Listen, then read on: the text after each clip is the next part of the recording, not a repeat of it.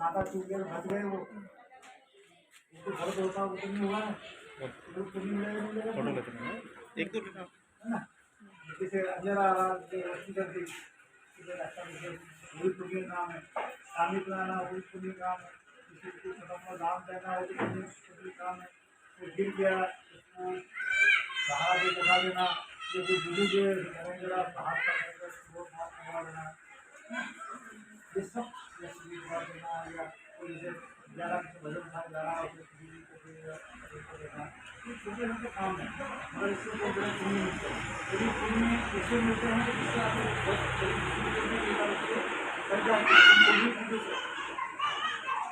हर धर्म में मानते हैं सबका कोई बना वो डाल देता है, तो वो सभी धर्म में मानते हैं एक धर्म की सरकार तो ये कई बार कोई मुसीबत में बड़े आदमी ये सब पुण्य करना चाहिए। आप कोई किसी राष्ट्रपति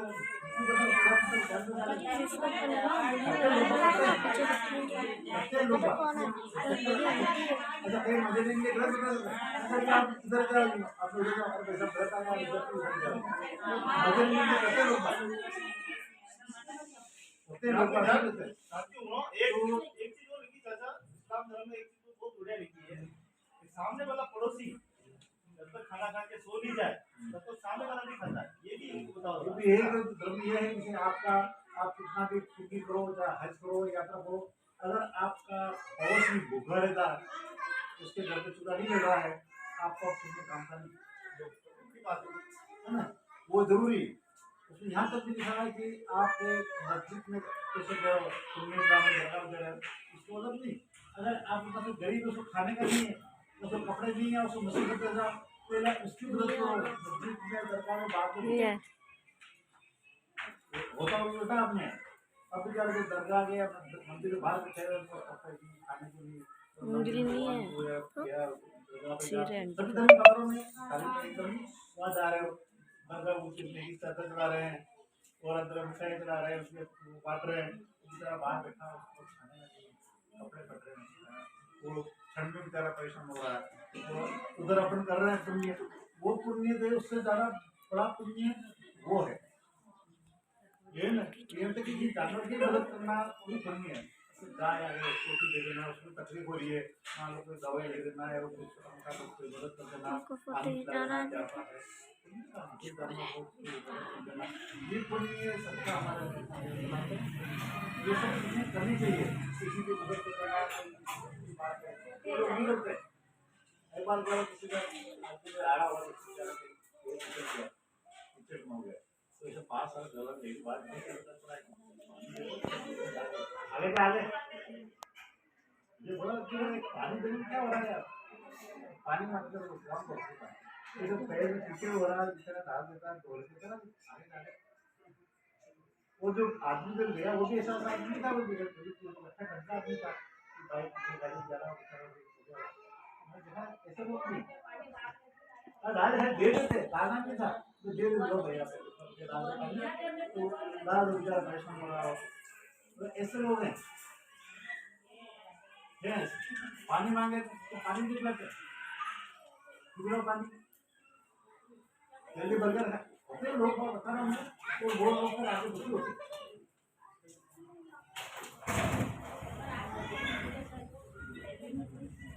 भगवान कभी नहीं बताया अपन पहले ही मानते थे दर्द होता है आप दर्द आप कुछ भी करो भगवान आप के बाद बहुत सारा बात बताया था वो नहीं बताया तो लोगों को अच्छे अच्छे लोगों को अच्छे वो चाहते हुए वो सब है धीरे धीरे सब होता है समय होता है उसका अपन तो कुछ भी हो रहा होता है वो उनका कोई सब पुण्य करे तो उसको भगवान माफ भी करते दोनों बातें। अब वो आदमी बिल्कुल खराब है सब उसे खराब है अरे कोई ऐसा पुण्य कर दिया उसने भगवान को ईश्वर को उसका जो नीति है उसे पसंद आ जाए तो माफ भी करते। ये भी होता है वो तो ऊपर लीला अपन नहीं कह सकते उसके बारे में अपन कहीं आदमी ये करा अच्छा कई आदमी मान लो सब बुरे धंधे कर रहा है वो झगड़े कर रहा है दारू से सारे धंधे कर रहा है तो घर जाकर रात भर भगवान की आराधना करता है आप जल्दी कर पाते हैं करता है तो भगवान से माफी मांग लेता है भगवान चाहे माफी कर दे, हमारे क्या होता है खेलों उबाल जाती है, मगर कई बार ईश्वर माफ कर देता है, ईश्वर की लीला अपार। और ये बात तो जरूर है, छोटे मोटे पुण्य में वो ज्यादा काम है, इससे बहुत ज्यादा फायदा होता है। पूरा पुण्य पाप की बात मोदी जी ने बता दी, मैंने बता दिया, वो बता रहे हैं, इससे बताने के लिए।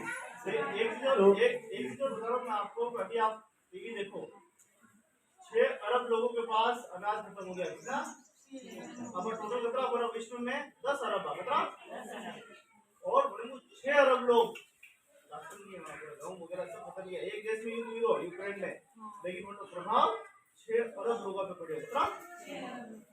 अफ्रीका के लोगों में हालत खराब है। अब यूक्रेन की हालत यह है कि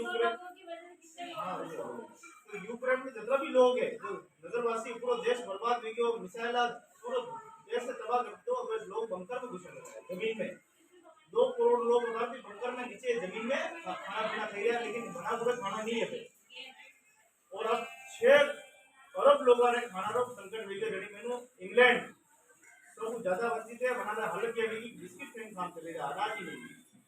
जो संसाधन है ना, मंचा लगा बिस्किट पार्ले जी, ये जो मंचा लगा, अरे का क्योंकि बड़ा हमेशा नोटिस कमाया, अनाज कभी नहीं हुआ है वहाँ खेती बाड़ी। लेकिन भारत जैसा देश और चाइना, ये जो बड़ा देश है, अनाज हमेशा फोकस रखते हो खेती पे। अपना किसान प्रधान देश है, आज अपना बड़े बड़े एक बार तो 5-10 साल में संकट आ तो वो झेल सका, है ना, अपना मजबूत है अपना देश। लेकिन हमारा देखो 3 महीना में हालत क्या लिखी है, हमारा संकट पड़ गया। जब साल भर में नहीं आया तो अनाज इतना भी स्टॉक है। तो खेती भी महत्व, जैसे बोले खेती है, वो खेती छोड़े नहीं, बेचे नहीं, वह खेती आओ वाला समय आपने मैंने जीवन दान में वो खेती दे। अब आप कह रहे हो पैसे की बात है, कोरोना में अच्छे लोग मर गए, लाखों करोड़ों रुपए में पास था, बाकी काम नहीं आया, यहाँ आए और मर गए। ऐसे लोग परिवार है मेरे जो आ रहे उनका पौष्टिक था,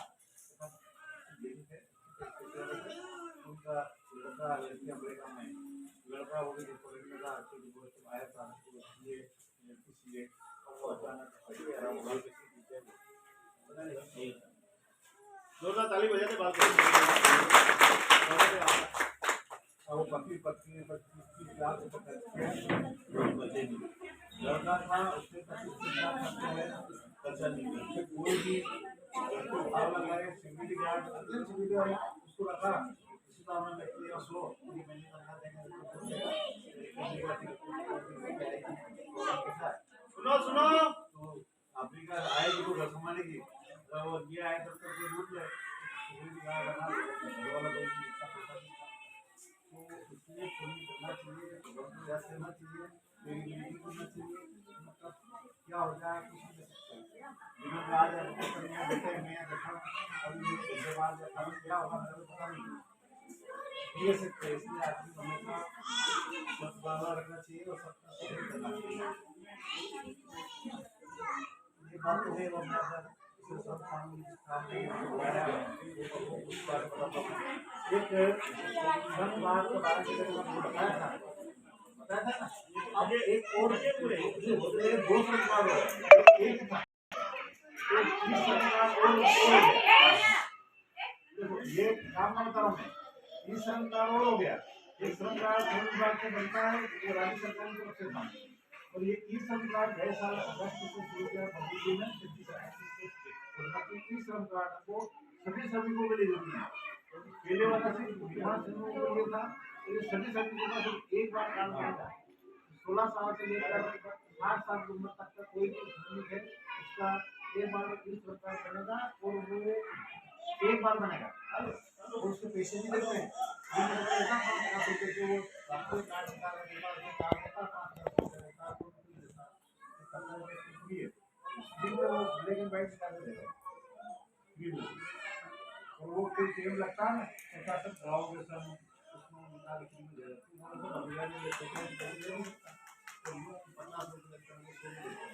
वो कार्ड एक बार बनवा लेना। इस कार्ड का फायदा एक सरकारी योजना है, जैसे अभी कोरोना में कैसे डाले लोगों को खाते में आए, कई लोगों का आए, कई नहीं आए, वो एक श्रम कार्ड बनने से आपको शिक्षा देगी। इस श्रम कार्ड से भारत सरकार की तरफ से मोदी ने महाराष्ट्र में पैसा नहीं, वो एक सर्विस है, उससे सर्विस तो सब आ गए। जो कोई निर्माण श्रमिक के अलावा घरों में जो बाइकें काम करती है वो भी आ गई, है ना। इसके अलावा जो बूट पॉलिश करने वाला है, चाहे दर्जी है, धोबी है, नाई है, मछली है ना। और भी चाय का ठेला लगाने वाला है, छोटी दुकान का काम करने वाला है, जो छोटी दुकान से लोग लगा करते हैं, बीड़ी माची सिगरेट या की दुकान लगाए बैठते हैं, वो है किराना स्टोर है। या वो आदमी जो महीने के 15,000 रुपये तक की इनकम हो, ऐसे सदस्य बन सकते हैं। या जो इनकम टैक्स देता हो, पीएफ की देता हो, वो सब सदस्य बन सकते हैं। उसका आगे के एक सिस्टम है, उसको 2 लाख रुपये बीमा हो, 2 लाख रुपये दे सकता है। और उसके अलावा जैसे काले कोरोना में वो पैसे और भी सरकारी जो योजना है, अभी तक सरकार का कोई आंकड़ा नहीं था, कोई व्यक्तिगत कमेटी जो एक एक्चुअली या निश्चित आंकड़ा नहीं था, कोई संख्या भी दी गई और बस इसके इसलिए इसमें क्या समझा कि सरकार का पता चल जाएगा, इसको थोड़ा और ये संख्या बढ़ावा और लोग है ना।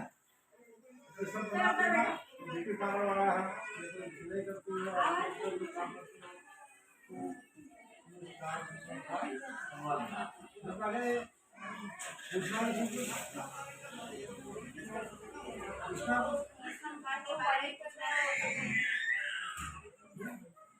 आपको नौकरी होता है, पढ़ाई करने के साथ में काम भी करता हो, ये लोग पढ़े लिखे काम भी करेंगे, बनना था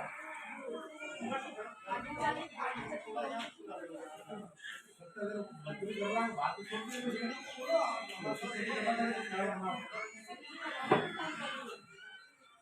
हाँ ये ऐसा ये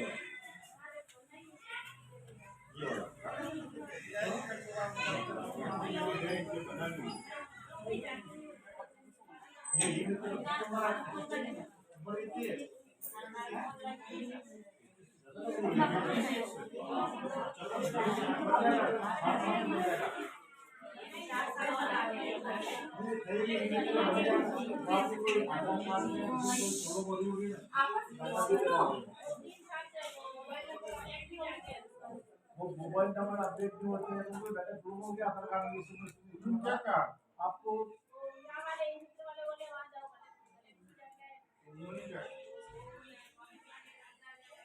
आप एक काम करो ना, एक ही स्टैंड पे जो 50 मिनट या सर्वे बाद में ऑफिस में वहाँ पे तो बना देगा, तो अभी ट्रेन लगना चाहिए उसमें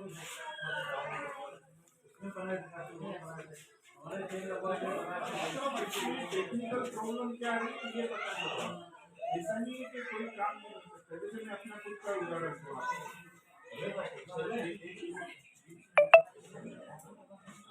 मेरा खुद का बताता हूँ मैं आपको, मैं कंप्यूटर जानता हूँ, ऑनलाइन काम भी जानता हूँ, ठीक है। अब मेरा वो जन आधार कार्ड बनाना था, तो जब पढ़े लिखे होते हैं तो कुछ बना सकते हैं, ऐसा सर की दुकान है, वो चीज अगर आपको जानकार है तो कुछ कर सकते हैं, कोई जान की जरूरत नहीं। तो मैंने सोचा जब मैं खुद जानकार हूँ सब कुछ हूँ तो मैं अपना क्यों नहीं बना लूँ, ठीक है। तो जब मैं कार्ड बनाने लगा कंप्यूटर पे, तो उसमें क्या है कि एक वो आपको आईडी देता है, इस आईडी को आप पहले लो और फिर आपका कार्ड बनेगा। तो जैसे मैंने उनसे आईडी दी, जन आधार के लिए आईडी नंबर दे दिया, तो जैसे मैं शुरू कर रहा था उसमें जानकारी तो भरनी पड़ेगी, नाम ये है, ये सदस्य है, इतनी सी देर में लाइट चली गई, ठीक है। अब लाइट चली गई, तो मेरे पास कंप्यूटर में जो नहीं था जिससे कि वो थोड़ी देर चल सके, अब वो लाइट होते ही सारे कनेक्शन डिस्कनेक्ट हो गए।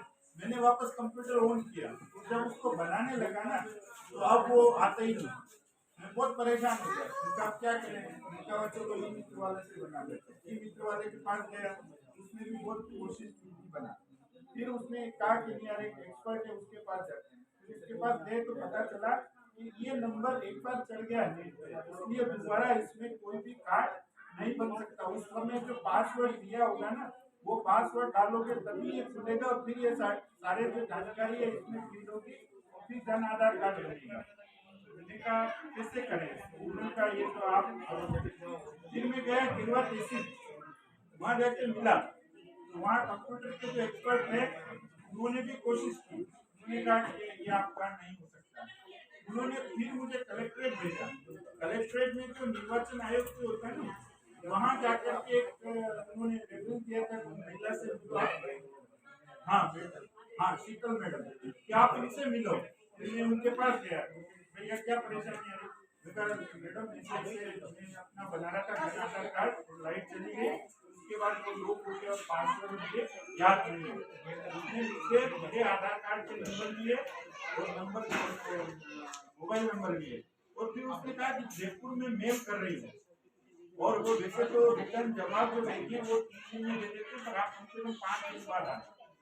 मैं 5 दिन बाद उस मैडम के पास गया, उनका अब आपका ये पासवर्ड उसने भेजा है जयपुर से, ये पासवर्ड लेके जाओ, ई-मित्र वाले के पास जाओ, क्योंकि अब वापस आप करने बैठो तो नहीं, लाइट चली गई, दोबारा वापस मेरे चक्कर लगाने पड़े। तो फिर मैं दोबारा उनके पास गया, ई-मित्र वाले के पास, जिससे वो पासवर्ड डालना, तो ये प्रॉब्लम क्या है वो अपने को पता होना चाहिए, नहीं बन रहा इससे अपने को, तो आप उनसे पूछो कि माँ जो भी कहती भी है कोई कागज तो दिखाएंगे तो मेरे कार्ड बनने में क्या परेशानी है, फिर उसका समाधान किया जा सकता है। अब नहीं बन रहा इससे तो अपने को कुछ पता नहीं चलेगा। तो ये मेरे खुद के साथ जो आई प्रॉब्लम वो मैंने आपको शेयर की। अरे योग्य तो नहीं है, पर आप हमें बता दो, रेखा जी को बता दो, लाली बहन जी को बता दो, वो कागज पे लिख के देगा ना कि ये परेशान है, उसके लिए हम प्रयास करेंगे। अब ऐसे बिना से हम कैसे क्या, हाँ तो वही तो कह रहा हूँ, प्रॉब्लम क्या है वो पहले सॉल्व आउट करनी पड़ेगी।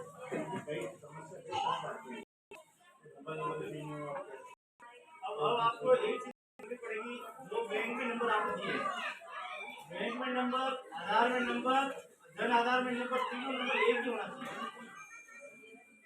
बैंक में भी आपका जो नंबर आप याद दोगे तो उसी से पता लग जाएगा आपका नाम नहीं आ रहा है, इसमें आपके जन आधार में भी वही नंबर होना चाहिए, आपकी मजदूर आईडी बनी उसमें भी वही नंबर होना चाहिए। अगर आपने इधर उधर नंबर दिए तो फिर आपको दिक्कत हो जाएगी। नंबर परमानेंट रखे, एक ही नंबर रखे और एक को अपडेट करा दो। ये सब बात समझ में आ गया सबके, नहीं आया, नहीं आया, नहीं आया, नहीं बोल रहा है। हाँ, आ गया ना। हमारे बीच में श्रम एवं रोजगार मंत्रालय भारत सरकार से क्षेत्रीय निदेशालय का निर्माण हेतु सशक्तिकरण कार्यक्रम चल रहा है, जिससे क्षेत्रीय निदेशक महोदय श्रीमान साहब हमारे बीच में पधारे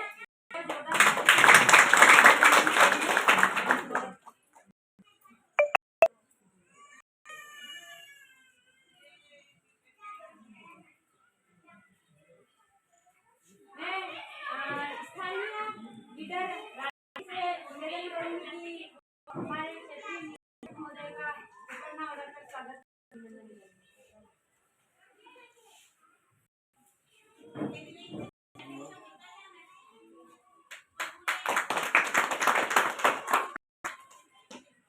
और इसी कड़ी में मैं मीना जी से निवेदन करूंगी कि वो उपन्ना ऑर्डर का स्वागत एवं अभिनंदन करेंगे।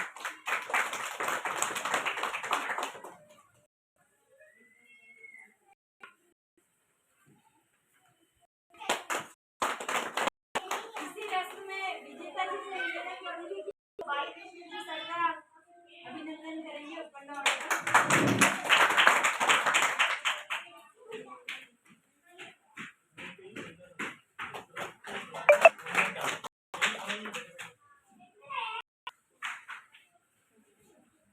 कुसुम जी से निवेदन करूंगी कि सिस्टर कीर्ति का जो घरेलू महिला मैडम से हमारे से इनका उपन्ना ऑर्डर का स्वागत है।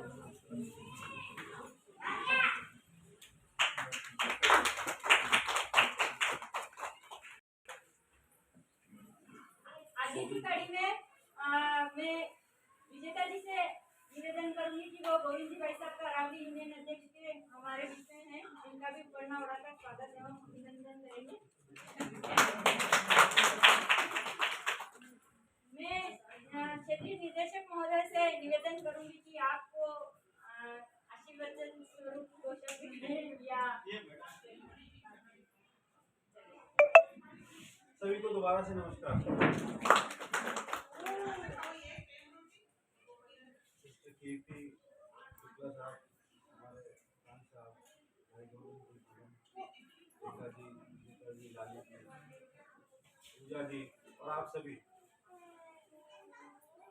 ये कार्यक्रम आप लोगों के लिए बहुत मेहनत से तैयार किया जाता है। इस कार्यक्रम के पीछे बहुत मेहनत लगती है और साधन लगते हैं, समय लगता है, और इसके पीछे मूल भावना ये होती है, जो सोच है कि आजीविका के साथ एक आम आदमी कैसे जुड़ सकता है, या वो किसी आजीविका में है तो उस आजीविका को और बेहतर कैसे कर सकता है। इस क्रम में इन 4 दिनों में हमारे बीच बहुत सारे लोग आए और बहुत गुणी और विद्वान लोग आए, जानकार लोग आए, अनुभवी लोग आए, जिन्होंने अपने अपने विषयों के ऊपर हमें जानकारी दी। शुक्ला साहब आए, साबुन बनाने की ट्रेनिंग उन्होंने आपके सामने रखी। विधिक सेवा प्राधिकरण से भटनागर साहब आए, उन्होंने विधिक जानकारी हमें दी। राजकुमार जी वर्डिया आए, उन्होंने हमें वित्तीय साक्षरता आज के ज़माने में बहुत ज़रूरी है, वो हमने आप लोगों के लिए एक स्पेशल इसमें रखवाया विषय, क्योंकि हम जानते हैं कि आजकल ये कंप्यूटर्स, छोटे छोटे मोबाइल फोन्स भी कंप्यूटर्स ही हैं, जितनी सुविधा इनसे हो गई हमें काम करने में, उतने ही फ्रॉड के केसेस भी बढ़ रहे हैं। अभी OTP वगैरह की बात हो रही थी, तो अपने OTP को किसी से शेयर ना करें, ये बात आजकल कही जा रही है। अनजान लिंक के ऊपर कोई क्लिक ना कर दें, क्योंकि बहुत लुभावने मैसेज आते हैं। किसी को अपना पासवर्ड ना बताएं, ऐसी बहुत सारी चेतावनियां हैं, ये भी हमें ध्यान में रखनी पड़ेगी। लेकिन इसका मतलब ये नहीं है कि हम इससे डरने लगे। टेक्नोलॉजी आज के ज़माने में, नई तकनीक आज इतनी सुविधा हमें दे रही है कि हमारे बहुत सारे काम आज आराम से हो जाते हैं, सुरक्षित भी है। जहाँ हमें लगता है कि कोई चीज़ असुरक्षित है, हम उसे सावधानी बरतें, है ना। और एक बात साथ में कहना चाहूँगा कि एक जो आदी होते जा रहे हैं ना, हम और हमारे बच्चे पूरे टाइम मोबाइल फोन देखने के, इससे थोड़ा सा बचना है। बच्चों की आदत लग रही है, बिना देखे मोबाइल खाना तक नहीं खा रहे हैं, पूरे टाइम उनको खेलना है उसके अंदर। और हमें माँ बाप होने के नाते लगता है कि हम बच्चों के हाथ में मोबाइल दे दें तो कम से कम शांत हो जाएगा, तंग नहीं करेगा। लेकिन हो क्या रहा है, ये आदत छूट नहीं रही है, ये एक लत का रूप ले रही है, क्योंकि बच्चा फिर उसके बाद भी चाहता है, फिर उसके बाद भी, इसका कोई अंत नहीं। यही चीज़ बड़ों के साथ भी होती है। मोबाइल कंपनी और ये जितने भी लोग सॉफ्टवेयर बनाने वाले लोग हैं, ये हमारा समय बेच रहे हैं। टाइम आपका है, लेकिन आपको मजबूर कर रहे हैं। हर चीज़ के बीच में पॉपअप्स आ जाते हैं, कुकीज़ आ जाती हैं, एडवर्टाइजमेंट्स आ जाते हैं। तो ये जो बेचने का काम है, ये पैसा कमा रहे हैं। टाइम किसका जा रहा है? हमारा जा रहा है। और विज्ञापन कंपनियां ऐसे लोगों को लाकर पैसे बना रही हैं और हम लोगों का टाइम नष्ट हो रहा है। ये अलावा इसके कुछ लेटेस्ट हाल में रिसर्च भी आई है कि मोबाइल बहुत नज़दीक रखने के कुछ घातक परिणाम भी हैं। तो थोड़ा सा अगर हम दूर रख सकें, हालांकि बड़ा मुश्किल काम है मोबाइल को अपने से दूर रखना, और एक दिन भी मोबाइल घर पे रह जाए तो आदमी सड़क पर डांस करने लगता है, हम देखते हैं। और उसके जीवन में उसको लगता है पता नहीं आज मेरे साथ क्या होगा, आज मेरे पास मोबाइल नहीं। तो ऐसा कुछ नहीं होगा, नहीं है मोबाइल तो कोई बात नहीं।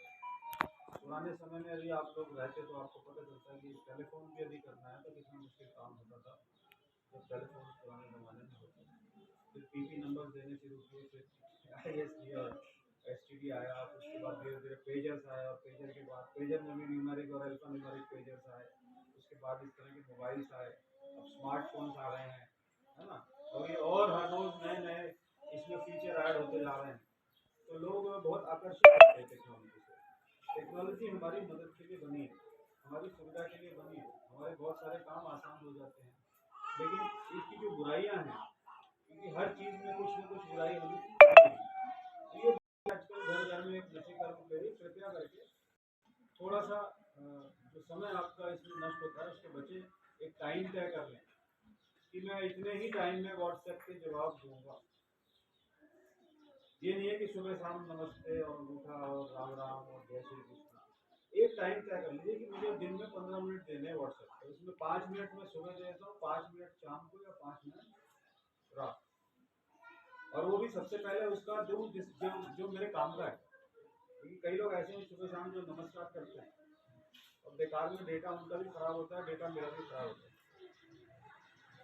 इसलिए वित्तीय साक्षरता का जो एलिमेंट हमने रखा था वो ये था कि किसी का किसी प्रकार से नुकसान न हो, बैंक में क्या क्या सुविधाएं हैं, लोन के क्या क्या प्रावधान है, और खासकर महिलाओं के लिए मुद्रा योजना है या बच्चों के लिए जो पढ़ाई की शिक्षा के लिए लोन्स हैं, ऐसे तमाम तरह के कोई काम करने के लिए किस प्रकार स्व सहायता समूह काम कर सकते हैं लोन लेकर, आदि आदि विषयों पर वित्तीय साक्षरता भी होती है। इसी क्रम में हमने आदरणीय खान साहब को बुलाया। खान साहब बहुत ही अनुभवी व्यक्ति हैं और बहुत नाम है उनका और बहुत लोगों से जुड़े हैं, और ये उनकी खूबी है। और वो इतनी आत्मीयता रखते हैं कि आपको छोटी से छोटी बात, बारीक से बारीक बात, खासकर जो श्रम के विषयों से संबंधित है, चाहे श्रमिक ई श्रम कार्ड हो या लेबर डायरी हो या प्रधानमंत्री जनधन योजना, मानधन योजना हो या जितनी तरह के इंश्योरेंस चल रहे हैं, ये न्यूनतम वेतन क्या है, जो कामगार घरेलू कामगार महिला हैं उनके लिए सरकार ने क्या न्यूनतम वेतन तय किया है या क्या प्रावधान है, कोई शिकायत हो तो कहाँ जाए, ये छोटी छोटी बातें हैं। लेकिन यदि इन छोटी बातों की जानकारी हमें मिल जाती है तो कहा जाता है कि इंसान जानकारी से सशक्त हो जाए, तो उसको पता है कि उसका हक उसको कैसे देना है। यही उद्देश्य है शिक्षा का, यही उद्देश्य है जानकारी का, और यही अभिप्राय है इस कार्यक्रम का कि आप इस संगठन से जो जुड़ के काम कर रहे हैं, इसमें और बेहतर काम करने की आवश्यकता है समय के साथ साथ, क्योंकि जहाँ हम काम करते हैं वहाँ भी तकनीक बदल रही है, काम करने के तरीके भी बदल रहे हैं, लोगों की अपेक्षाएं हमसे बहुत ज़्यादा होती जा रही है। हर कोई चाहता है कि बहुत गुणवत्ता का काम हम लोग करें। हम कर सकते हैं, हम करेंगे, सीख जाएं, और सीखने की जो इच्छा है ये मरनी नहीं चाहिए। इसीलिए मेरी आप लोगों से पुनः ये विनती है, मैं उस दिन भी आपसे यही कह रहा था कि बहुत सरकार का इसमें श्रम लगता है, इस कार्यक्रम में लोग आते हैं, समय निकालते हैं और आपके घर तक आते हैं, बहुत बड़ी बात है। तो कृपया करके स्व सहायता समूह बनाएं। कुछ तो चल भी रहे हैं, वो कैसे सशक्त हो सकते हैं, क्योंकि स्व सहायता समूह में सिर्फ एक दूसरे को लोन देना ही काफ़ी नहीं है, उसको एक अगले चरण पर भी ले जाना बहुत जरूरी है। कोई छोटा घरेलू उद्योग हम शुरू कर पाएँ, आपस में बैठकर कोई समूह निर्माण कर पाएँ, क्योंकि समूह निर्माण करने से, समूह के द्वारा कार्य किए जाने पे आपको बहुत सारी सुविधाएं मिलती हैं, हर प्रकार की सुविधा। दूसरा, कोऑपरेटिव की ट्रेनिंग भी मुझे ध्यान है, पिछले कुछ समय आप लोग कुछ लोग आए थे आपके यहाँ से, हमने कोऑपरेटिव की ट्रेनिंग भी रखी थी सहकारिता को लेकर। उसमें भी उम्मीद करता हूँ कि जिस प्रकार के प्रयोग आपके प्रतापगढ़ में जिस प्रकार के सक्सेस हमें सफलता की कहानियाँ मिल रही हैं, उस सफलता की कहानियाँ हमें यहाँ भी मिल सकती हैं, क्योंकि वहाँ भी हम जैसे लोग ही काम करने वाले हैं, और वो लोग जब अच्छा काम कर सकते हैं तो हम भी कर सकते हैं। वो लोग भी एक संगठन से जुड़े, हम भी एक संगठन से। दूसरी बात, संगठन को मजबूत करना बहुत जरूरी है। सरकार आप लोगों की आवाज़ संगठन के माध्यम से सुनती है, और धीरे धीरे इस संगठन में बहुत सारे लोग सदस्य बनते चले जा रहे हैं, और जिस प्रकार के प्रावधान की मांग आप लोग कर रहे हैं, मुझे लगता है सरकार इसके बारे में विचार कर रही है, और जितने घरेलू महिला श्रमिक हमारे हैं उनके लिए कोई ना कोई अच्छी कल्याणकारी योजना आ पाए, ऐसा मुझे लगता है कि निकट भविष्य में या तात्कालिक भविष्य में ऐसा हो सकता है। लेकिन उसके पीछे, संगठन के पीछे की ताकत संगठन के सदस्यों से होती है, और सदस्यों को तन से, मन से, धन से, हर प्रकार से संगठन में सहयोग देना पड़ेगा। कोई मीटिंग है जाना होगा, कोई ट्रेनिंग है जाना होगा, और ठीक उसी तरह से जिसके लिए हम काम कर रहे हैं उनका भी दिल हमें जीतना आना चाहिए। जहाँ हम काम करने जाते हैं वहाँ से जहाँ से हमारी रोजी रोटी चलती है उनकी भी आकांक्षाएं हमसे देते हैं। ऐसा हर जगह होता है। मैं किसी के लिए काम करता हूँ, कोई चाहता है कि मैं ऐसा काम करूँ, तो हम किसी को दुख न दें तो वो इंसान भी हमारा साथ देता है, हमारी मांगों को देता है। ऐसा देखा गया है। संगठित क्षेत्र में तो बहुत अच्छा प्रयोग है, असंगठित क्षेत्र में भी ऐसे प्रयोग हैं जहाँ देखा गया है कि मालिक मजदूर के साथ खड़ा हो, काम देने वाला काम करने वाले के साथ बराबर खड़ा हुआ है। और जब ये अच्छे पारस्परिक संबंध होंगे तो सब तरह से सहयोग मिलेगा, तभी सरकार देखेगी कि इनको तो हर किसी का साथ है। और इसका मतलब ये है कि इनकी मांगों पर हम गौर कर सकते हैं। कोई समिति बैठेगी, कोई ड्राफ्ट बनेगा, आपके सुझाव मांगे जाएंगे और कुछ ना कुछ जितने भी नियम कानून सरकार ने पीछे बनाए हैं सब में लोगों का सलाह मशवरा करके ही कोई अच्छा काम किया जाता है। तो जो आपकी बरसों की मांग है, हमें उम्मीद है कि कई वर्ष से राष्ट्रीय श्रमिक शिक्षा और विकास बोर्ड आपको ट्रेनिंग दे रहा है, तरह तरह के अलग अलग प्रकार के कार्यक्रमों में लाकर आपके साथ बातचीत करते हैं, आपको ट्रेनिंग देते हैं, आपको आपके जितनी भी जानकारी अलग अलग प्रकार की आपके लिए ज़रूरी है वो सब्जेक्ट्स लेके आपके बीच में विषय लेकर आते हैं और ये कोशिश करते हैं कि आपको किस प्रकार से हम सशक्त कर दें। जीविका निर्माण की बात हो या दूसरे प्रकार की सूचनाएं देने की बात हो या श्रम कानूनों की बात हो या फिर वोकेशनल ट्रेनिंग की बात हो या किसी भी प्रकार में संगठन किस प्रकार से मजबूत करें, ये सारी बातों को परस्पर आपके बीच में इसीलिए रखा जाता है कि आपके साथ आज के युग में एक अच्छा आपके लिए कोई न किसी तरह का एक अच्छा विचार बने, उस विचार से और लोग जुड़ते जाएं और ऐसा करते करते करते आज हम कुछ 100 से कुछ हज़ारों में आ गए हैं और दिन पर दिन ये मेंबरशिप किस प्रकार से बढ़ रही है मैं देख रहा हूँ। और अगर इसी तरह से हम लोग इकट्ठे होते रहे तो मुझे पूरी उम्मीद है कि हमारे लिए जितनी भी हमारी मांगे चाहे कलेक्टर महोदय के सामने रखी गई हो या जयपुर तक जाकर ये लोग इस बात को रखते हैं कि क्या क्या हमारे लोगों के लिए, हमारे इस प्रकार के श्रमिकों के लिए अच्छा रहेगा, उसको करने का प्रयास बराबर कर रहे हैं। उससे हमें भी बल मिलेगा, ये भी हम भी करेंगे। बहुत सारे लोग आप में से जयपुर गए थे, वहाँ पर भी आपने अपनी मांगों को रखा है और बिल्कुल सरकार संगठन के माध्यम से ही इसको सुनेगी और राष्ट्रीय स्तर पर भी बहुत बड़ा संगठन अभी हो चुका है।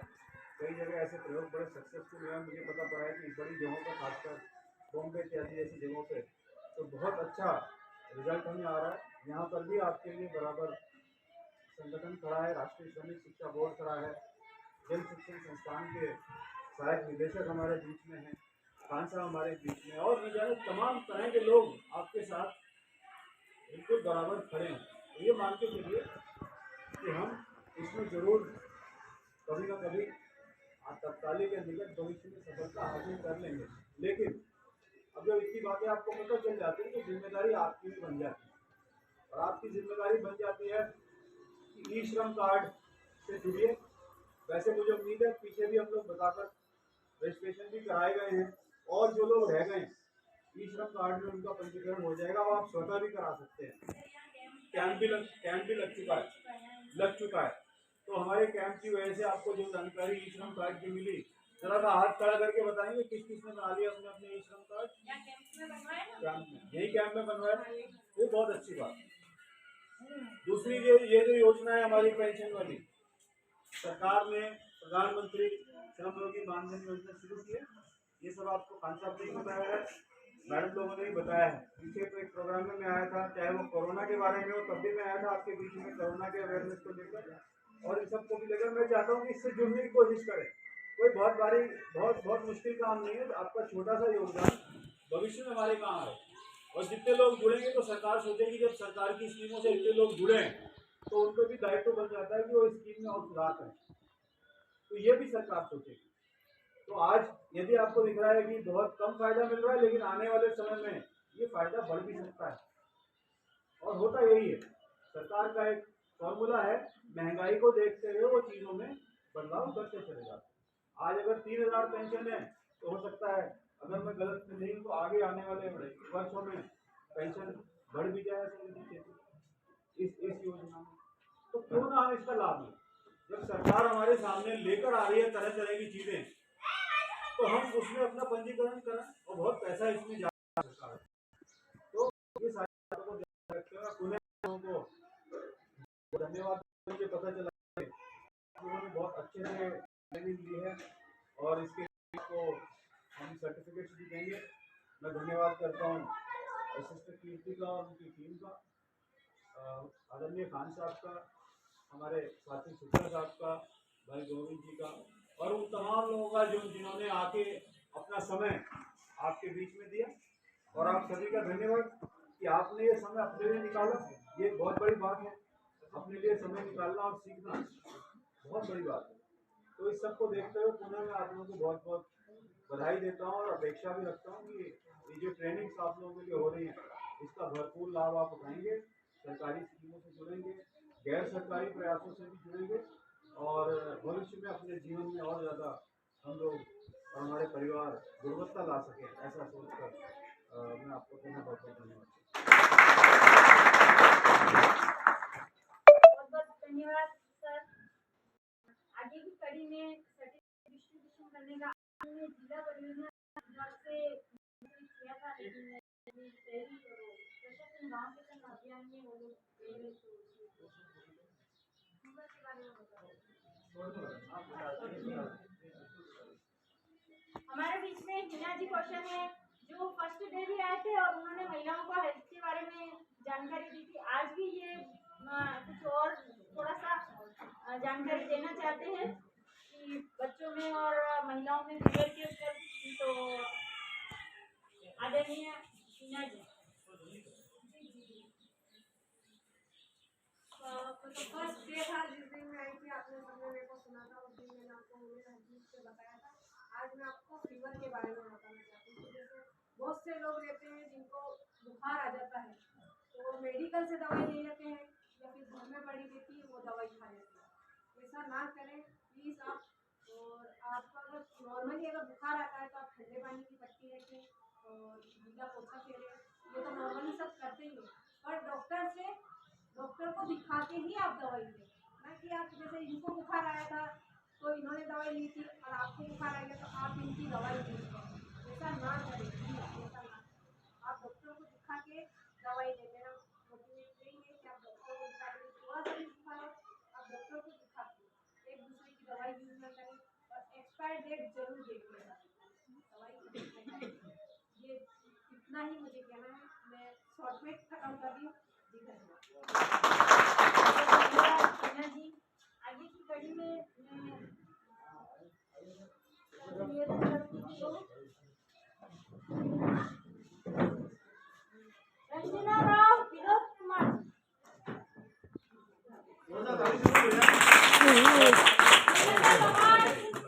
हेमलता लोहार, अनिल जी, तालियां बजा सकते हैं।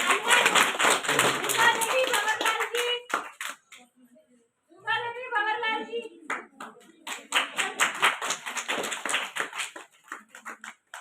सुमित्रा देवी राजेश जी,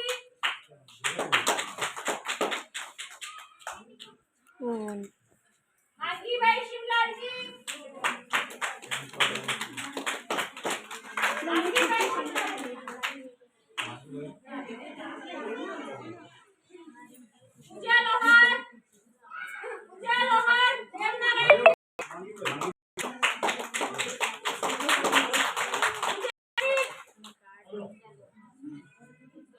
राजेंद्र जी, पूजा लोहार राजेंद्र जी, ज्योति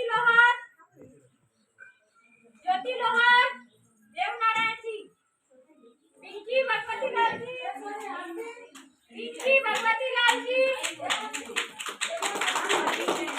प्यारी मीना महेंद्र जी, विजेता बिष्ट रंजीत जी,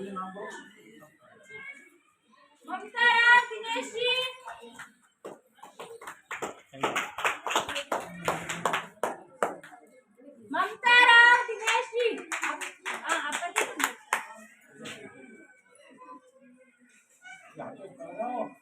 राधा बाई प्रकाश जी, हाथ बढ़ाओ। राधा बाई प्रकाश जी,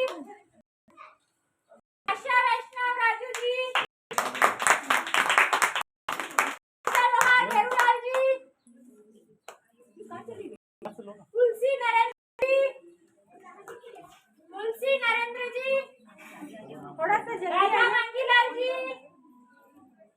नीलम सुनील जी,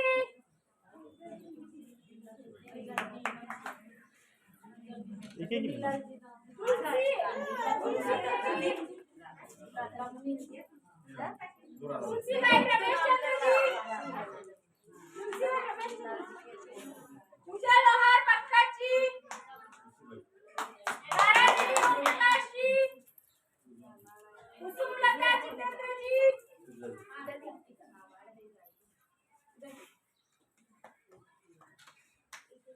चलो नीलू बाबर नारायण जी,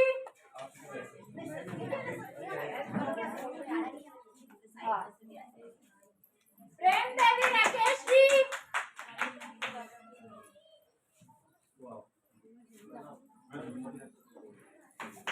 प्रेम देवी, बबरी भाई उदयलाल जी, लीला मंगीलाल जी,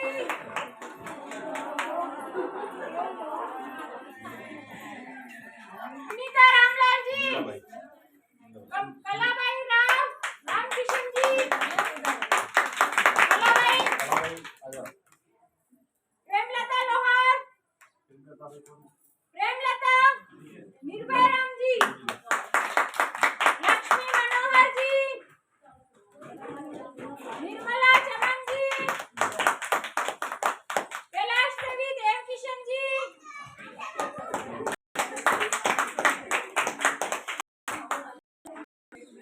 कुमार सुनील जी, देवी सुनीला जी,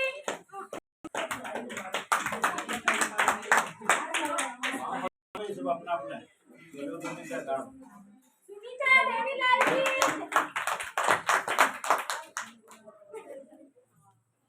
मीना रुपेश राणावत जी,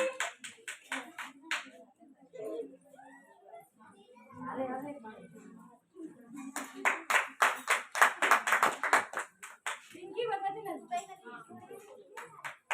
भगवती लाल जी, ये तो मेरा है ना।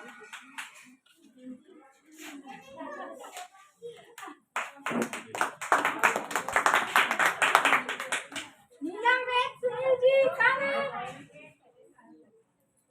सुनीता रामलाल जी,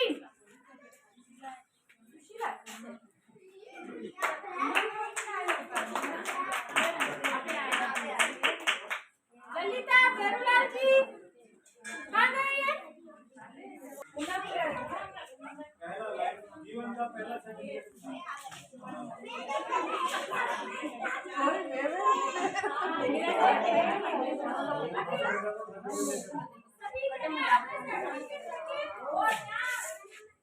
सामने आ जाओ।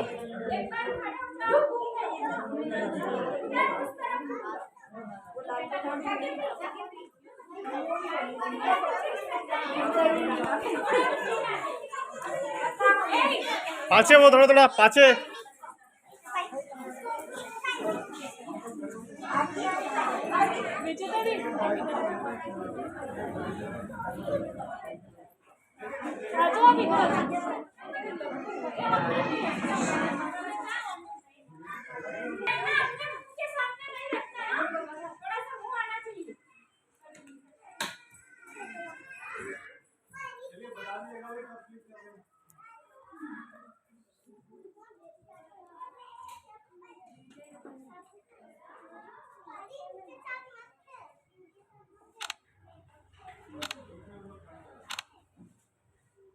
हाँ ऊपर करो अपने अपने सर्टिफिकेट। ये पीछे मुंडी पीछे चुप जाएगी।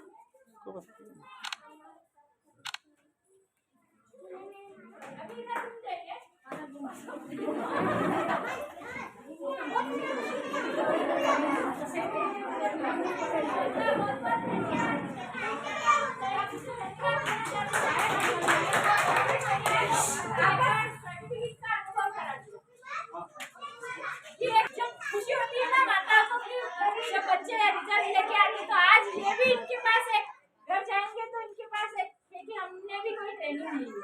बहुत सारी महिलाएं ऐसी है जिन्होंने जीवन में पहली बार सर्टिफिकेट में आया, ऐसे भी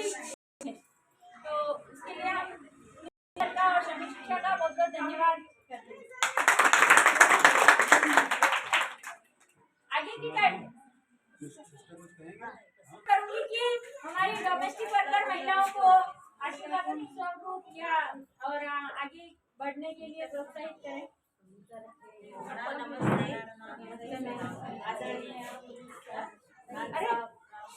बालकृष्ण जी, गोविंद सर और मेरे सभी साथियों और बहनों को, माताओं को मैं नमस्ते बोलती हूँ, धन्यवाद देती हूँ कि ये 4 दिन आप लोग जो ये प्रशिक्षण में आए बैठे और आप अपना काम करने के बाद भी इतना समय हमारे बीच में हमारी बातों को सुनने, शिक्षा ग्रहण करने के लिए आपने जो समय निकाला, इसलिए मैं बहुत बहुत धन्यवाद देती हूँ।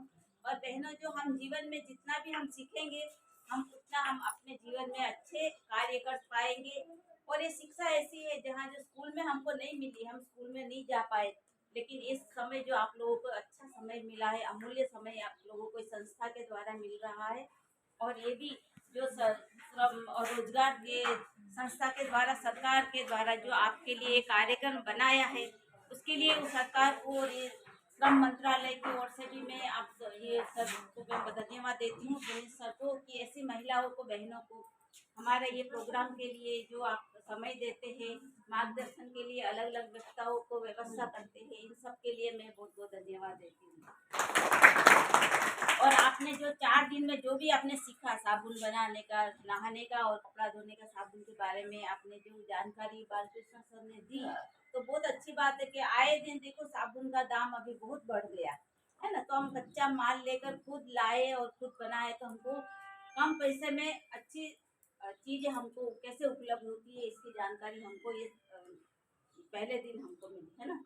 दूसरे दिन हमको कानून की जानकारी, जो बहुत सारे हमारे घर में, परिवारों में आपस में जो झगड़े हो जाते, कानून जानना हमको बहुत ज़रूरी है, कहाँ जाए, कैसे जाए, किसके पास जाए। तो इसी मीटिंग में आने से भी हमको कानून की बहुत अच्छी जानकारी मिली कि विधिक सेवा द्वारा जो आप लोगों को कानून की जानकारी देते हैं और फ्री में आपको सलाह देते हैं, वो भी एक अच्छी जानकारी है कि आप ऐसे संस्था के साथ जुड़े, ललित जी और रेखा जी के साथ में आप अपने परिवार की और मोहल्लों की जो भी कई समस्या है, बहनों की, परिवार की, आप इनको बता सकते हैं, तो आपकी बात वहाँ तक पहुँचाकर आपको उस समस्या का समाधान करने में हम आपकी मदद भी कर सकते हैं, है ना। और आज के दिन के लिए भी हम सर को धन्यवाद देते हैं कि जो श्रमिक शिक्षा द्वारा जो ई श्रम कार्ड के बारे में भी खान साहब ने आपको बताया, तो ई श्रम कार्ड से भी जो आपको आने वाले दिनों में और अभी जो आपको फायदा हो रहा है, इसकी जानकारी आपको मिली है, इसके लिए भी मैं खान साहब को धन्यवाद देती हूँ। और गोविंद भाई को भी हम धन्यवाद देते हैं कि एक जो अलग अलग प्रकार से हमको ज्ञान दिया है कि समाज में कि किस प्रकार की कुरीतियाँ चलती है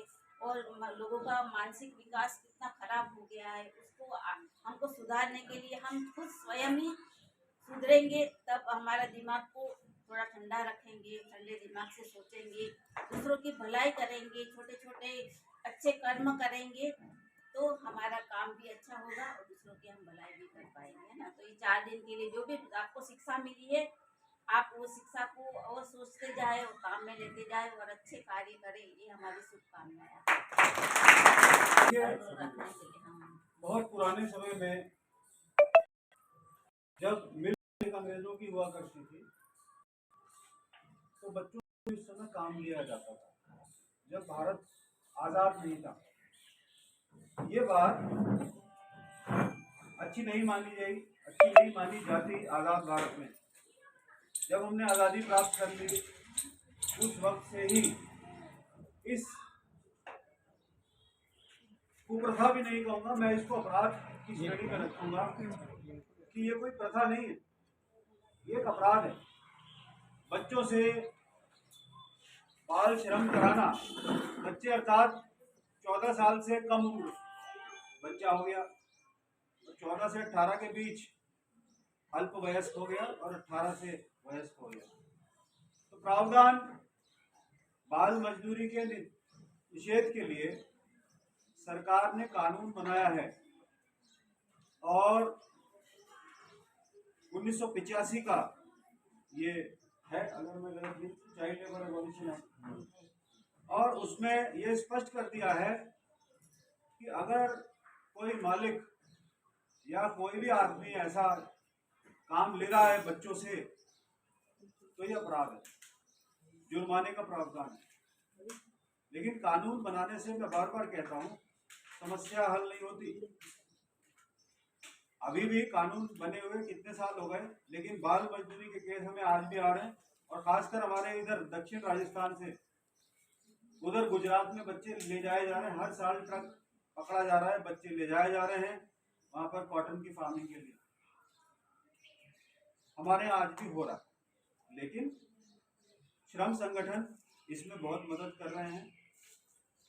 एनफोर्समेंट अपना काम जितना हो सकता है करने की कोशिश कर रहा है, लेकिन जब मैंने कहा कि ये काफी नहीं है, क्यों? क्योंकि यदि हम नहीं बदलेंगे तो कोई भी कुप्रथा सुधरने वाली नहीं है। हम यानी समाज ये तय कर ले कि हम अपने बच्चों को भिक्षावृत्ति में नहीं भेजेंगे। मैं देख रहा हूँ यहाँ उदयपुर में भिक्षावृत्ति में भी बहुत सारे बच्चे हैं, ये भी गलत है। और आप देख रहे हैं कि शनिवार हो तो और पता नहीं छोटे बच्चे कितने शनि महाराज खान साहब कह रहे बन के आते हैं। कानून बनना ही काफी नहीं, समाज में माँ बाप को अपने अंदर परिवर्तन लाना पड़ेगा कि बच्चा शिक्षित हो। और मैं एक बात बताऊं, अगर एक बच्चा काम करता है तो एक बड़े का रोजगार चला जाता है। ये बात ध्यान में रखिए। ये जो बड़े लोगों में बेरोजगारी की समस्या आ रही है, ये वो कारण भी है कि एक बच्चे से जो अगर कोई काम ले लेगा तो एक बड़े आदमी का रोजगार चला जाता है।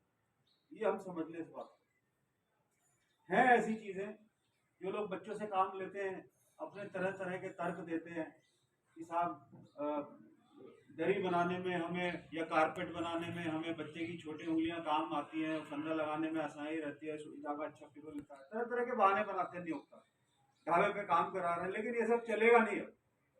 आप लोग भी, यदि आप लोगों के सामने ऐसे किसी जगह आप देख रहे हैं कि बच्चे से काम लिया जा रहा है, बच्चे से मजदूरी कराई जा रही है, तो कृपया करके आप सभी पुलिस थाने में या लेबर लाइन में किसी भी समाज सेवी संगठन को, हमें किसी भी को भी आप ये कह देंगे तो ये बात हम पहुंचा देंगे।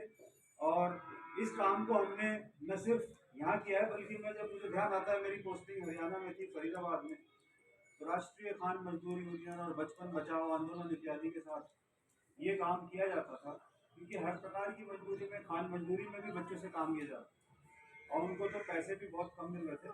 सवाल ये थे कि पैसे दें या न दें, बात है अपराध की। अपराध था ऐसे में एसपी को फोन करके वहाँ पर जाकर रेड डलवाना, बच्चों को निकलवाना, उसके बाद उनको स्वामी अग्निवेश द्वारा चलाई जा रही संस्था में उनको वहाँ पर कुछ ट्रेनिंग दिलानी, कुछ शिक्षा दिलानी। तो बाल मजदूर एक बहुत बड़ा अपराध है। और अभी हम जानते हैं कि हर साल हम जून के महीने में यह प्रण लेते हैं कि हम बाल मजदूर जैसे अपराध को उसको रोकेंगे, उसको हम लोग खत्म करेंगे और बच्चों को हम शिक्षा देंगे और ज्ञान देंगे, संस्कार देंगे माँ बाप होने के नाते, और उनको कभी भी प्रेरित नहीं करेंगे कि वो इतनी कम उम्र में किसी भी प्रकार की मजदूरी में जाएं। ऐसा हम नहीं करेंगे। मैं समझता हूँ कि क्या आप ये प्रण लेने के लिए तैयार हैं? कहिए आप। हाँ, हम अपने बच्चों को कभी भी बाल मजदूरी में नहीं भेजेंगे। तो इस कार्यक्रम से अपेक्षा है। और अगर आपकी नज़र में ऐसे आसपास लोग आते हैं तो उनको भी कहिए कि कृपया करके बच्चों को स्कूल में भेजें।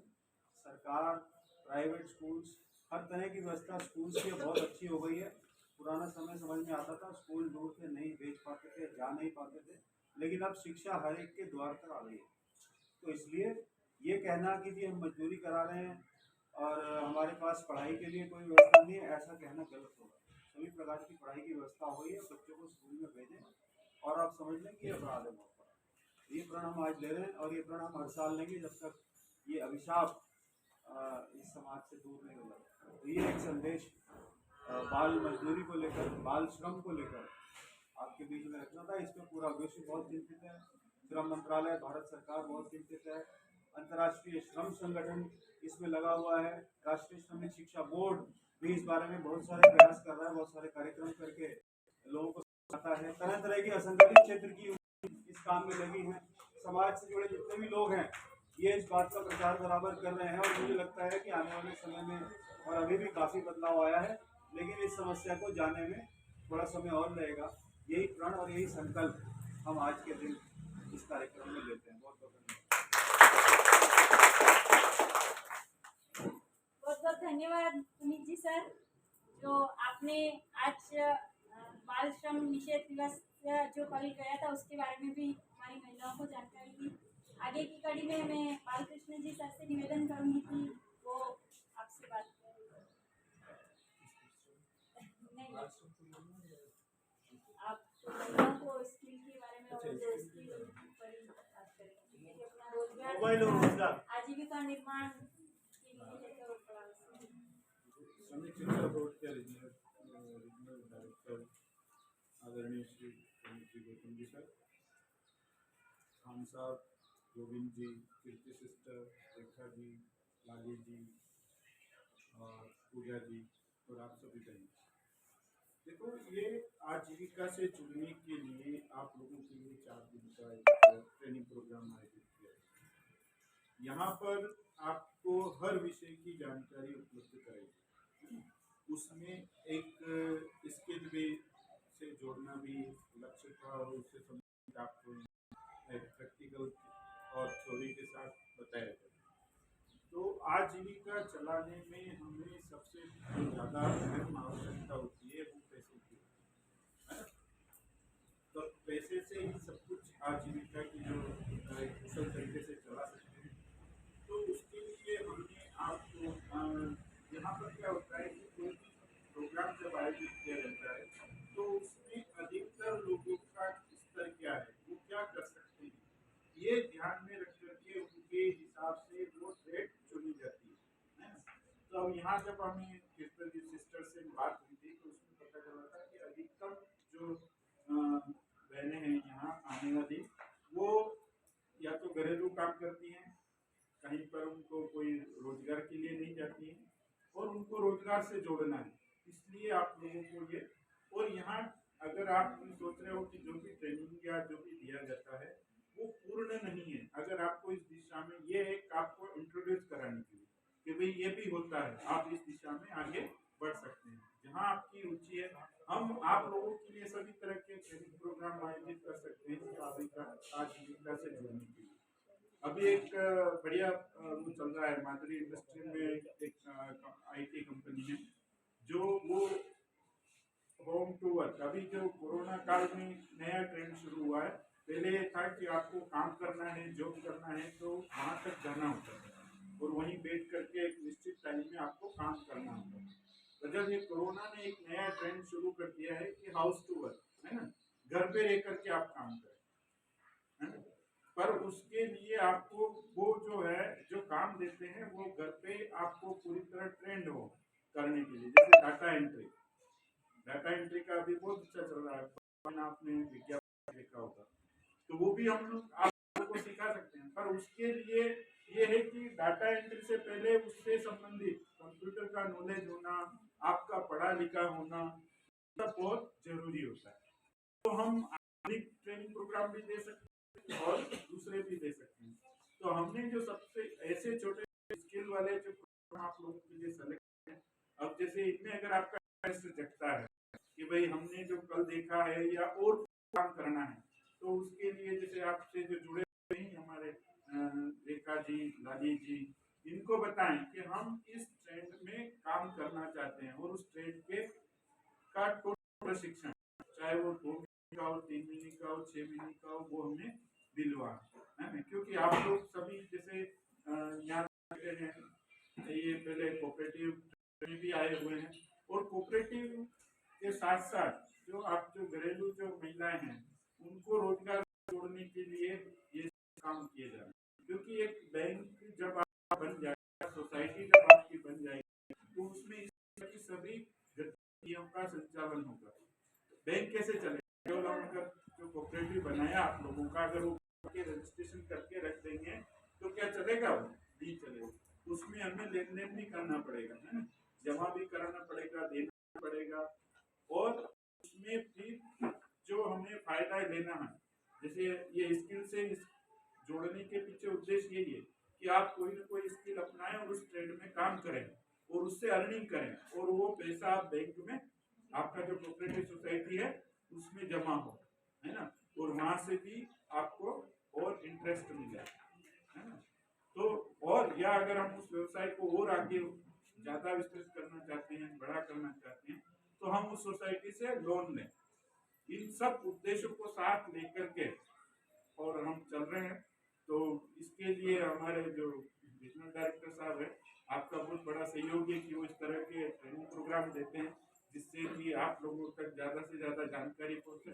और हम आपसे यही आशा करते हुए पूर्ण विश्वास भी रखते हैं कि आप एक दिन किसी न किसी स्किल से जुड़ करके अपना काम शुरू करेंगे, चाहे व्यवसाय के तौर पर या नहीं तो घर में उपयोग के लिए, है ना।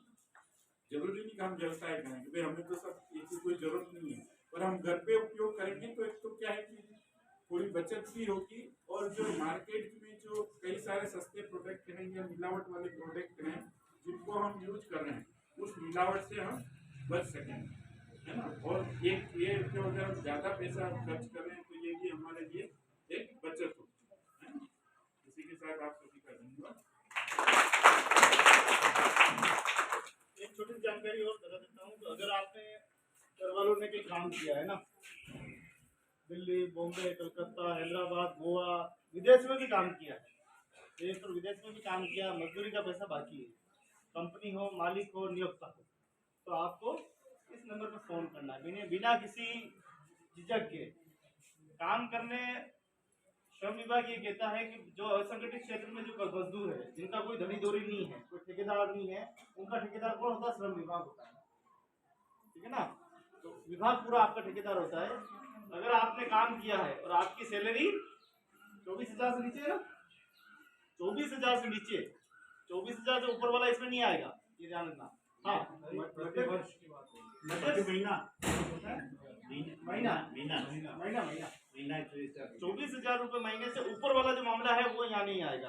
आ सकते हैं, मध्यस्थता हो सकती है वहाँ पे, लेकिन मामला दर्ज नहीं होगा यहाँ पे। लेकिन 24,000 से नीचे वाले मामले, जिनकी 24,000 से तनख्वाह कम है, वो सारे के सारे इसमें आए।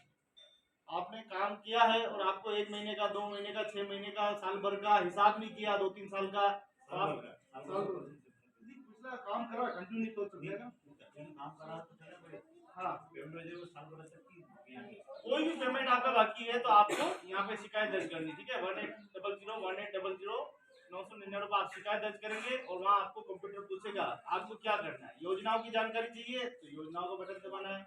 आपको भुगतान के बारे में शिकायत लिखनी है तो 2 नंबर का बटन दबाना है। तो कस्टमर वहाँ बात करनी है प्रतिनिधि से तो उसका नंबर दबाना है और अपनी शिकायत को दर्ज करना है, ठीक है। उसके बाद आपका पैसा जो है, आपने मजदूरी की है तो वो पैसा आपको मिल जाएगा। किसी से डरने की जरूरत नहीं है। वो कहते मैं बहुत बड़ा दादा हूँ और यहाँ की पूरी सत्ता को मैं चलाता हूँ, तो सरकार के सामने कोई दादे नहीं है, सब सरकार के नीचे है। और आपका जो मजदूरी की है वो आपको मिलेगा। निर्माण श्रमिक ये जरूर ध्यान रखें, जहाँ काम किया वो अपने हाथ से हाजिरी भरे। जहाँ भी काम किया, आज मैंने काम किया, तारीख लिख दी आगे, अपने हाथ से जरूर हाजिरी भरे। वो साल भर का जो हिसाब है वो जरूर रखें कि मैंने इतनी तारीख को ये काम किया, पैसा दिया, तो एक तरफ लिख दे ये पैसा दिया, ताकि अपन को बता रहे कि इतना हिसाब किया। आप भी घरों में काम करते हो और आपको कोई मुसीबत हो जाए तो लाली मैडम बेटी, रेखा मैडम बेटी, एक बार हमारे पास आए, एक बार यहाँ अगर नहीं सॉल्व होता है और प्रत्यक्षता नहीं होती है तो इस मामले को फिर हम लेबर लाइन में लेके जाएंगे। और लेबर लाइन में अगर नहीं होता है तो फिर श्रम विभाग में आएगा, और श्रम विभाग में नहीं आएगा तो फिर कोर्ट में जाएगा, और कोर्ट में जाएगा तो निश्चित रूप से न्याय आपको मिलेगा। और मिला है मैडम को, अभी हमने जब कोशिश की थी महिला को मिला, और एडवोकेट के मुंह से पैसा निकाल के लेके आए। हाँ, लो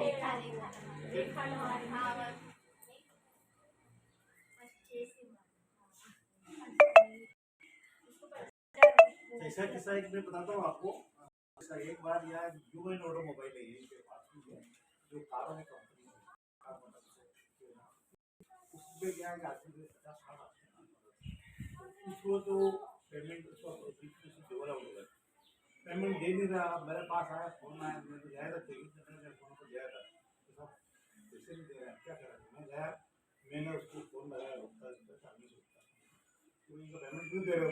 अरे सर ऐसा ऐसा भी करता हूँ मैं इंतजाम में, इंतजाम करते यहीं बैठा हूँ। तो उसने उसके मैनेजर को भेजा कि जाके तो चाय पानी कर, बिठा, चाय पिला, वो लिफाफा लेके देते ना रवाना। हाँ बता मैं सही हकीकत बता रहा ये बात। तो वो आया बिठा सब चाय मैंने पहले तो इनको पिला पानी चाय मैंने इनको दे मुझे दिखाया अलग इसको चाय चाय पानी पिया के थका हुआ आया था। अब वो मुझे ले क्या मैं सब वो सेलिब्रिटी का मैंने पहले इनको दे मैं इनकी बदुआ लेने नहीं चाहता।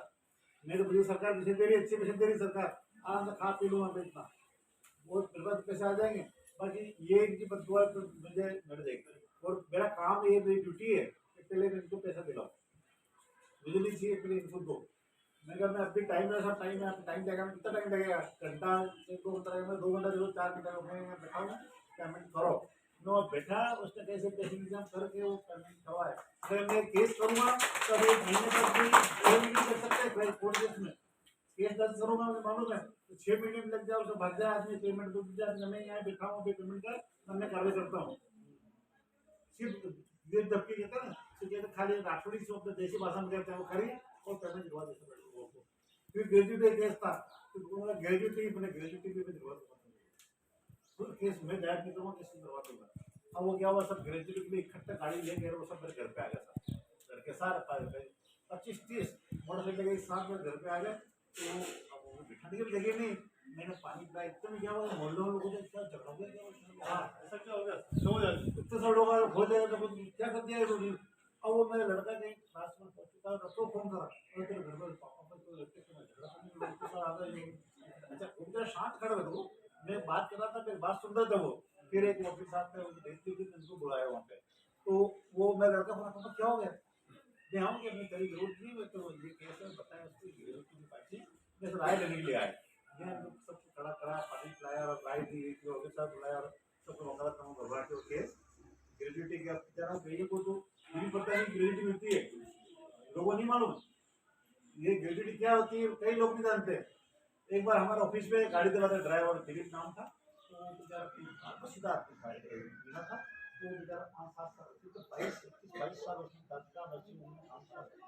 22 साल और उसको पता नहीं ग्रेजुएटी मिलती तब मुझे हटा दिया ग्रेजुएटी भी सर ये क्या होता है ये समझो वहाँ जाके सर उनके लिए जो ग्रेजुएटी मैं मेरा ठीक है मैं कोशिश करता हूँ मैं तो तब थोड़ा 2-3 सब्जेक्ट कई बार तो गया फिर मैं कोशिश करता हूँ मिल जाए तेरा भट बाकी तू पहले आता तो दिलाता फिर पढ़ने लगता मैंने उसके जो कंसल्टेंट होता है उनके क्या बड़ी बड़ी कंपनियां ये अच्छे ना उनका काम लेबर रहा देखने के लिए एक आदमी रखते हो कंसल्टेंट वकील होता है ना इस तरह वकील सलाहकार होता है वो सलाह देगा क्या करना है कैसे रिपोर्ट रखना है क्या करना है वो मैंने उसको फोन करा कोई केस आया केस दर्ज करो पेमेंट दे रहे तुम बोलो तुम बदनाम होगी केस अरे सर दर्ज मत करो हमारे सेठ से बात कर ठीक है बात कर फिर उसका फोन आया सब उसके हमारी ग्रेजुएटी की पॉलिसी ले रखी है पॉलिसी लेके और बढ़िया उनको पैसे देने ही नहीं फॉर्म भरो उस आदमी पे देना उस आदमी को फॉर्म भेजा फॉर्म भरा उसको 60-70 हज़ार रुपये मैंने कहा साहब आपको क्या जब मुझे कुछ चीज़ चाहिए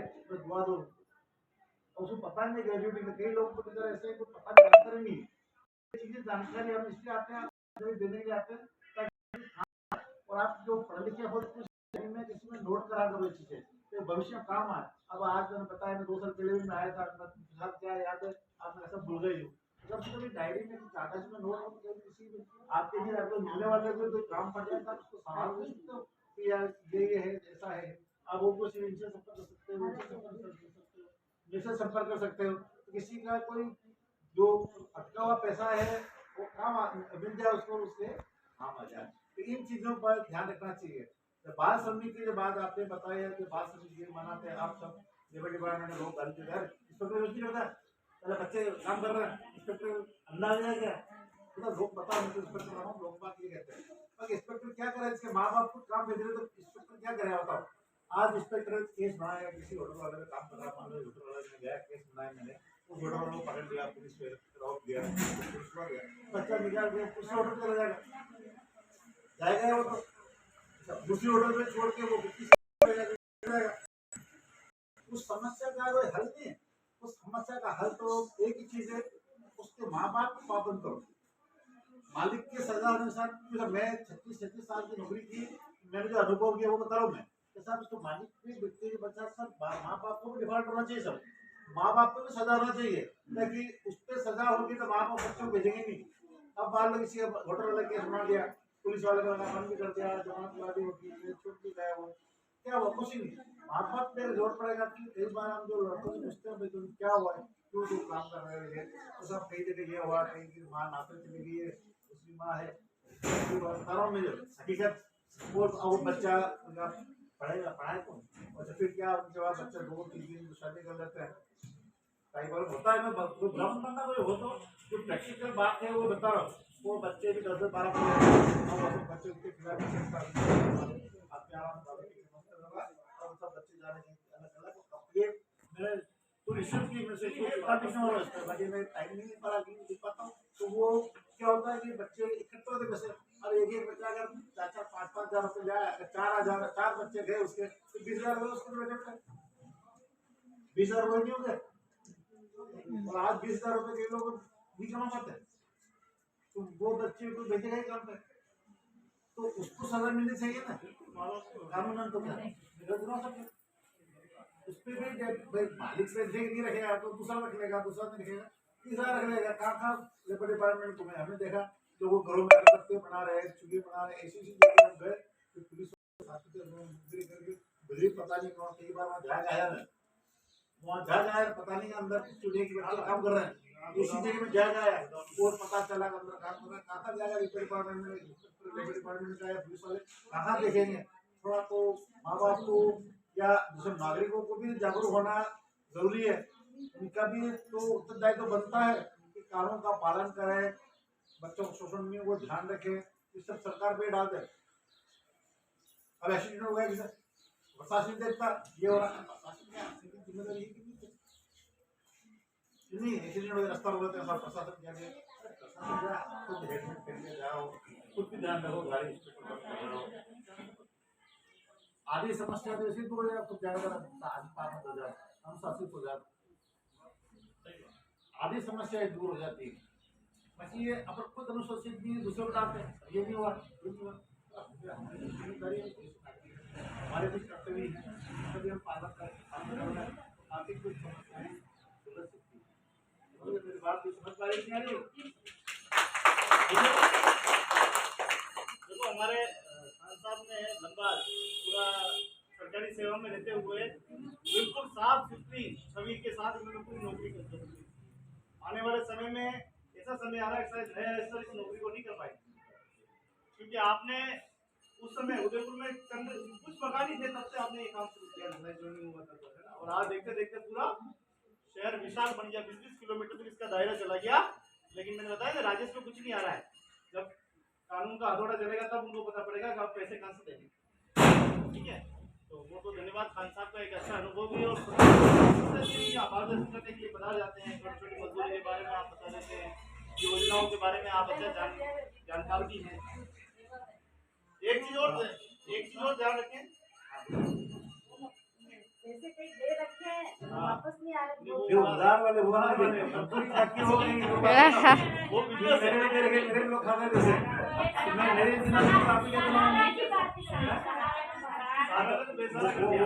वो हमारा आदमी ने कहा मंत्री गरीब और बाकी और वो बताओ सारा ने तो आपको सबको बेसहारा अच्छे अच्छे लोगों पे सहारा में कुछ अभी लेटेस्ट करोड़ों रुपए डूबे लोगों ने, मुझे 10-12 लाख डूबे, 20-30 लाख डूबे।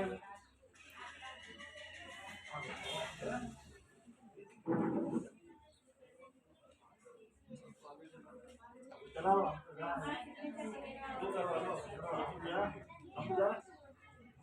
बहुत धन्यवाद, एक बार जोरदार ताली बहुत धन्यवाद शुक्ला जी का धन्यवाद, और सर का बहुत धन्यवाद कि आप हमारे लिए ऐसी ऐसी योजनाएं लेकर दिल्ली से आते हैं और ये योजनाएं घर तक पे लागू होती है और निश्चित रूप से आप सबको लाभ मिल रहा है इसका। बहुत बहुत धन्यवाद। 9 महीने के दरमियान वो सप्तमी किसकी बताओ, माँ की है सरकार की? आप सब बताओ, माँ ने पेट में 1 किलो रहे 9 महीना तो बच्चों दिखाते कि वो बाहर संसार में नहीं जा संपत्ति करती है, माँ की खुद की बात है। माँ की राज किसी करे सके, राज भी नहीं करे सके। आप ये दिमाग में डाल दो, कोई भी बच्चे हो जन्म हमारे गर्भ में है, एक दानू लगाई और 9 महीना तक जब तक जन्म नहीं मिल जाए वह सरकारी प्रॉपर्टी है, कड़ी प्रॉपर्टी है। और 9 महीनों यानी एक दानू लगाई और 18 साल तक 18 साल तक की सरकारी प्रॉपर्टी। आपके सिर्फ इन्हें आप अपना संरक्षण को आपने उन्हें अवेटनो है उन्हें मारना नहीं है, पीटना नहीं है और उन्हें घर के किसान बनाना है, बात जिम्मेदारी नहीं। आप जमीन का मालिक का आप प्लॉट खरीद ली तो सर बता दो ईमानदारी पता कितनी जमीन खोद सका उतना मालिक